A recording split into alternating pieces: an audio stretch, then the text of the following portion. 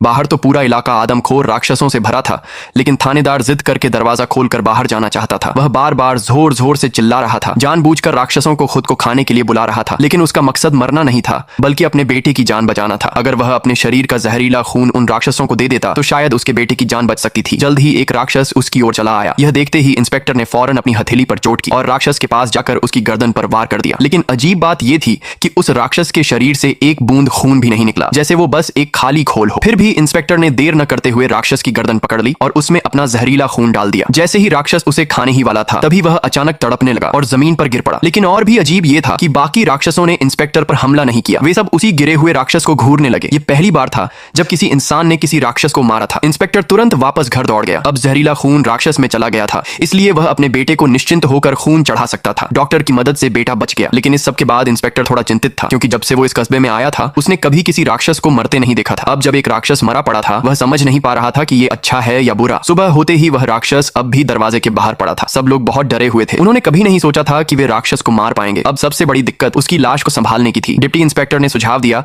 कि उसे जला दिया जाए, क्योंकि उसके शरीर में जहर अभी भी मौजूद हो सकता है और वह दूसरों के लिए खतरा बन सकता है। लेकिन इंस्पेक्टर चाहता था कि राक्षस को संभाल कर रखा जाए। भले ही ये खतरनाक था, लेकिन ये एक मौका था राक्षसों को समझने का। अगर वो उसका पोस्टमार्टम करें तो शायद राक्षसों से लड़ने का कोई तरीका मिल जाए। जल्द ही वे लाश को वापस ले आए। लेकिन जैसे ही पोस्टमार्टम शुरू हुआ, राक्षस का शरीर अचानक हिल गया। डॉक्टर ने कहा शायद नर्व सिस्टम छू गया हो, लेकिन डिप्टी इंस्पेक्टर ने तुरंत रुकने को कहा। यह बहुत खतरनाक था। वह नहीं चाहता था कि कोई और घायल हो। पर जैसे ही सभी आपस में बहस कर रहे थे, अंदर कुछ अजीब हुआ। जब नर्स ऑपरेशन रूम में पहुंची तो पाया कि राक्षस गायब था। वह तुरंत इंस्पेक्टर को ढूंढने गया, लेकिन रास्ते में उसका सामना उसी राक्षस से हो गया। जैसे ही इंस्पेक्टर ने गोली चलाई, नर्स को अजीब सी संगीत की धुन सुनाई दी। पीछे मुड़ने पर उसे इंस्पेक्टर द्वारा बताया गया म्यूजिक बॉक्स दिखा। असल में यह सब एक डरावना सपना था, लेकिन कोई नहीं जानता था कि यह तो बस शुरुआत थी। जल्द ही उन्होंने फिर से राक्षस की लाश का पोस्टमार्टम किया, लेकिन पाया कि उसके सारे अंग सूख चुके थे। उनमें एक बूंद भी तरल नहीं था, जबकि इंस्पेक्टर का जहर उसके अंदर गया था और सिर्फ तरल रूप में ही जहर बच सकता है। अगर वे जहर निकाल पाते तो राक्षसों को मारने का रास्ता मिल सकता था। चाहे डॉक्टर ने जितनी भी कोशिश की, वह कुछ भी उपयोगी नहीं खोज सका। लेकिन जब सब लोग उम्मीद खो चुके थे, तभी राक्षस के शरीर से पीला तरल बहने लगा। तुरंत उन्होंने ड्रॉपर लाकर उस दुर्लभ तरल को इकट्ठा कर लिया। इसके बाद डिप्टी इंस्पेक्टर के नेतृत्व में इंस्पेक्टर चर्च के तहखाने में पहुंचा, जहां वह सारा से मिला जो पहले उससे बिछड़ गई थी। पता चला कि सारा पेड़ के अंदर गए रास्ते से तहखाने में पहुंची थी। उसके भाई की मौत के बाद कस्बे के लोग उससे नफरत करने लगे थे और वह डर की वजह से बाहर नहीं निकली। अब जब वह इंस्पेक्टर से मिल पाई तो उसकी जान में जान आई, पर उन्हें नहीं पता था कि कस्बे में फिर से कुछ अजीब होने वाला है। एल्गिन जब बाथटब में नहा रहा था तो अचानक वही अजीब संगीत फिर से बजने लगा। जब वह नीचे की तरफ झुका